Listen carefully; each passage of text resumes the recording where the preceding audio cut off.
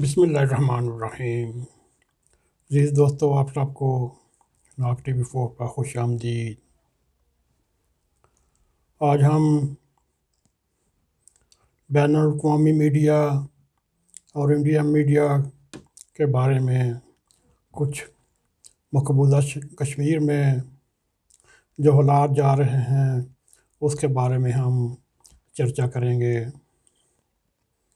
دوستو، ان دنوں میں انٹرنیشنل اور خود بھارتی میڈیا پر مقبوضہ کشمیر میں مزید بہت بڑی فوج بھیجی جا رہی ہے اور اس سے پہلے بھی موجود لاکھوں افواج کی نقل و حرکت غیر معمولی ہوتی جا رہی ہے۔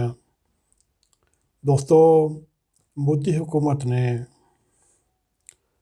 مقبوضہ کشمیر کو 5 اگست کے اقدامات کو تبدیل کرنے غیر آئینی اقدامات سے آگے اب مسئلہ کشمیر کو مکمل طور پر ڈکار لینے اور ہضم کرنے کی ناکام کوشش کے بعد اس کے ذہن میں ڈیموگرافک فیچر آبادی کا حد و حال کی اس نے تبدیل کرنے کی مکمل تیاری کی ہوئی ہے۔ یہ بھی خبریں اور تجزیے ہو رہے ہیں بین الاقوامی پریس میں بھی اور مقامی انڈیا کے پریس میں بھی کہ ایک اور وادی غزہ کی طرز پر مستقل طور پر اس لینڈ کو لاکڈ پوزیشن بنا کر کشمیر کا مسئلہ ہمیشہ کے لیے ختم کیا جائے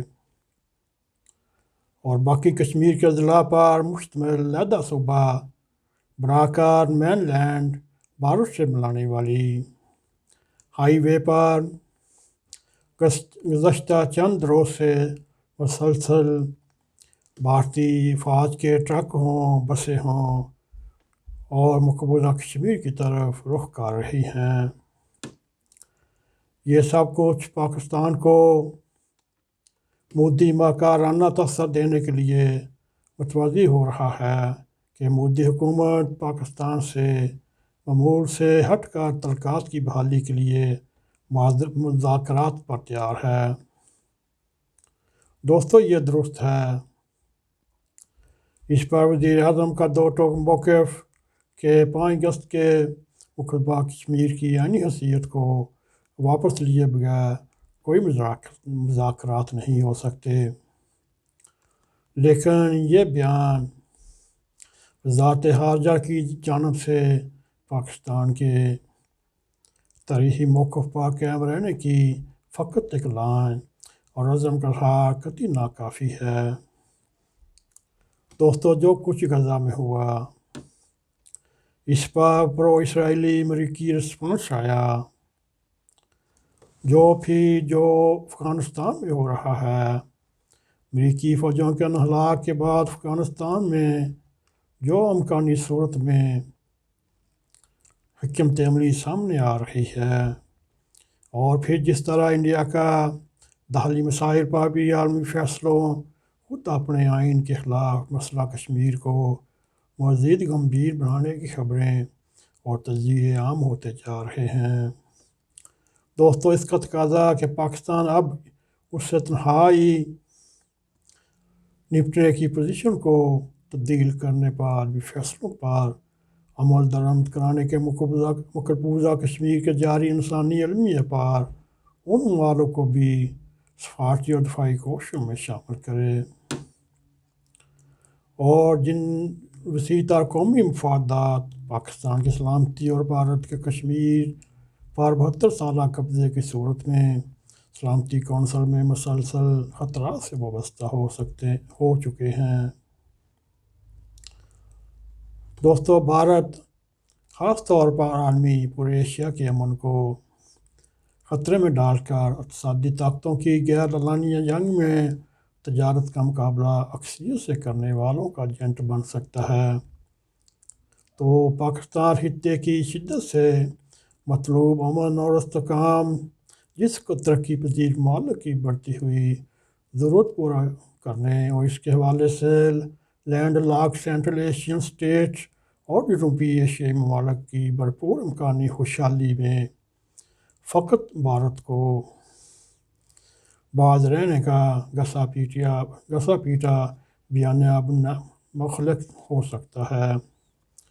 دوستو، مودی جو پھر کشمیر میں کرنے جا رہا ہے اور اس کے والد سے جو کرتا نظر آ رہا ہے، اس کا تقاضا ہے وہ باز رہے، ورنہ امکانی نتائج سے مشترکہ طور پر مودی اور اس کے سرپرست ہادیوں کو انتباہ کی ضرورت گاہ کرنا ہمارا بڑا سفارتی تعلق ہوگا، بلکہ ہدف ہوگا۔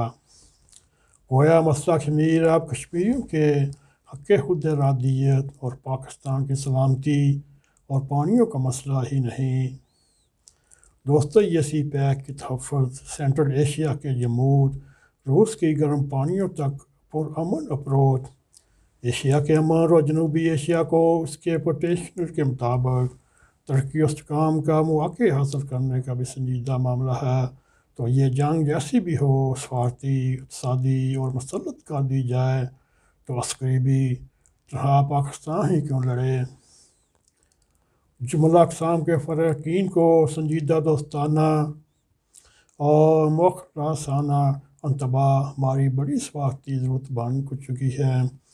دوستو، اب یہ دیکھیں، پاکستان اس وقت انٹرنیشنل بین الاقوامی طور پر سفارتی تعلقات میں اپنی بے بسی محسوس کرتا ہے۔ پاکستان کا سب سے زیادہ گہرا دوست جس کے ساتھ دفاعی معاہدے تھے، وہ فرانس اس وقت پاکستان کا مخالف بن چکا ہے، بلکہ انڈیا کی وہ پورے یورپ میں اس کی حمایت کر رہا ہے۔ دوستو، ایک یہ اور ایک ہمارے حکمران اس وقت ملک کی ضرورت کے مطابق آپس میں یقین و اتحاد کی ضرورت ہے، مگر اس وقت بھی حکومت اپوزیشن کو ایک دن آئین منظور کرانا چاہتی ہے اور دوسرے دن پھر وہی اس کی گردان۔ دوستو، ان کے وزیروں کے ٹی وی کے اوپر لڑائیاں، تھپڑ مارنے کے اثرات بھی بین الاقوامی طور پر بہت ہی پاکستان کا امیج خراب کر رہا ہے۔ دوستو، اس وقت انڈیا، اسرائیل اور یورپین ممالک کشمیر میں ایک اور غزہ وادی بنانے کی کوشش کر رہے ہیں۔ دوستو، ایک خطرناک منصوبہ ہے۔ اگر انڈیا اس میں کامیاب ہو جاتا ہے تو پھر کشمیریوں کے لیے ایک نیا عذاب کا دور شروع ہوگا، وہی عذاب جو اسرائیل نے فلسطینیوں پر طاری کیا ہوا ہے، اور پھر انڈیا کشمیر پر ظلم و جبر کرنے کی کوشش کرے گا، اور چند اضلاع کو غزہ کے اسٹیٹ درجہ دے گا اور باقی مختلف اضلاع اور جموں کشمیر کو ملا کر ایک صوبہ بنائے گا، اور اس طرح مودی کشمیر کو انڈیا میں ہڑپ کر لے گا اور پاکستان بے دلی کے ساتھ، بے حسی کے ساتھ اس کا منہ دیکھتا رہے گا۔ دوستو، یہ تھا کشمیر کے اوپر ہمارا ایک مضمون تھا یا ویڈیو تھا۔ دوستو، اس وقت کشمیر بھی خطرناک حالات کی طرف جا رہا ہے۔ پہلے ہی 7 لاکھ فوج تھی، اب مودی اور فوجیں ادھر کشمیر میں تار رہا ہے۔ دیکھیے، ہو سکتا ہے ہمارے وطن عزیز کے خارجہ امور کے جتنے بھی دوست ان کے علم میں ہو، مگر ہماری پھر بھی یہی کوشش ہے، آپ کشمیریوں کے ساتھ ہیں تو کھل کر سامنے آئیں۔ اب یہ وقت ختم ہو چکا ہے کہ چھپ کر حمایت کی جائے۔